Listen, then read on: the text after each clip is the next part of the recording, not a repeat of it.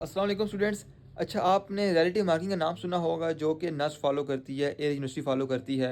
Basically ये एक marking criteria है। एक होती है एब्सोल्यूट मार्किंग जो कॉमसैट, नमल, इस्लामिक, फास्ट और बहुत सारी यूनिवर्सिटीज़ फॉलो करती हैं। एक होती है रिलेटिव मार्किंग जो कि एयर और नस्ट और आई थिंक बहरिया भी फॉलो करती है।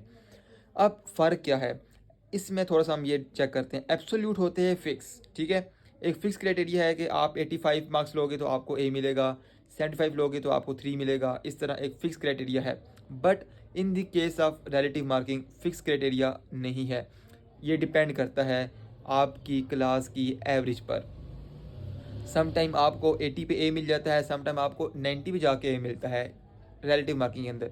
इसके कुछ फ़ायदे भी हैं, कुछ नुकसानात भी हैं। देखो, फ़ायदे इस तरह से हैं ना कि अगर पूरी क्लास का पेपर बुरा होता है, एवरेज निकलेगी पूरी क्लास के बच्चों की, एवरेज नीचे गिर जाएगी, आपको एवरेज के ऊपर 3 मिलता है, 3 जीपीए मतलब बीटा मिलता है, ठीक है। अब अगर एवरेज नीचे आ गई है तो बीटा लेना आसान हो गया। अब सब क्लास के बच्चों के मार्क्स अच्छे आ गए हैं, सब ने बड़ी मेहनत की है, बड़े ऊपर चलेगी एवरेज। अब उसमें से एक आध बच्चा मेरी तरह होगा, अब उसके लिए 3 जीपीए लेना मुश्किल हो जाएगा क्योंकि एवरेज ऊपर चली गई है। बात समझ रहे हो? जब सब बच्चों की परफॉर्मेंस लो होती है तो एवरेज नीचे आ जाती है। तो ये डिपेंड करता है जी पूरी क्लास की परफॉर्मेंस पर।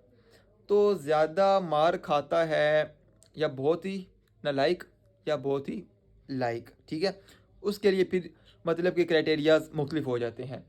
तो इसलिए बचत हो जाती है। इस तरह से अगर पेपर ऐसा बन जाता है कि पूरी क्लास की परफॉर्मेंस अच्छी नहीं है तो सब क्लास की बचत हो जाती है। बट एब्सोल्यूट में ये होता है कि अगर पूरी क्लास की परफॉर्मेंस बुरी है तो पूरी क्लास को ही फेल कर दिया जाए, मसला नहीं है। बट रिलेटिव में ऐसा नहीं होता कि सब कुछ फेल कर दो, ऐसा नहीं होगा, ठीक है। तो ये रिलेटिव और एब्सोल्यूट में फ़र्क होता है। रिलेटिव में एवरेज निकलती है, पूरी क्लास की एवरेज निकलने के बाद आप एवरेज पर आ रहे हो तो आपको 3 मिलेगा, उसके ऊपर फिर बीटा प्लस एंड देन ए और उसके नीचे सी वाला सीन है। ये है रिलेटिव मार्किंग। इंशाल्लाह नेक्स्ट वीडियो में एब्सोल्यूट को भी डिस्कस कर लेंगे। बाकी all the best, thank you so much.